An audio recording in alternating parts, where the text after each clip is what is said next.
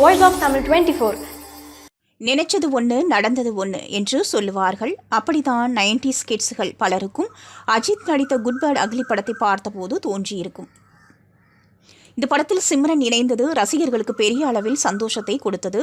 அதற்கு காரணம் இந்த ஜோடி வெள்ளித்திரையில் பெரிய அளவில் அதிர்வலையை ஏற்படுத்திய ஜோடி. கிட்டத்தட்ட 20 வருடங்களுக்கு பிறகு இவர்கள் இணைவதுதான் இந்த படத்தின் ஒரு பாசிட்டிவ் கூட. தீனா படத்தில் தலை இருக்கும்போது வாளாடக்கூடாது என்று ஒரு வசனம் வரும். அப்படித்தான் ஒரு சம்பவம் இந்த படத்தில் ஒரு காட்சியில் வந்திருக்கிறது. சிம்ரனுக்கு 2-3 காட்சி தான் இருக்கும் இந்த படத்தில். அதிலும் ஏப்ரல் மாதத்தில் பாடலின் பிஜிஎம்முடன் வரும்.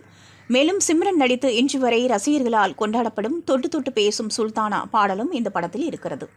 90ஸ்களின் காலகட்டத்தில் இந்த பாடலை பார்த்தவர்களுக்கு தான் இந்த பாட்டின் வரலாறு தெரியும்.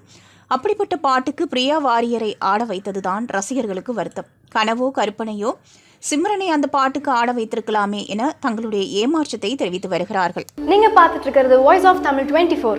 Like, share and subscribe.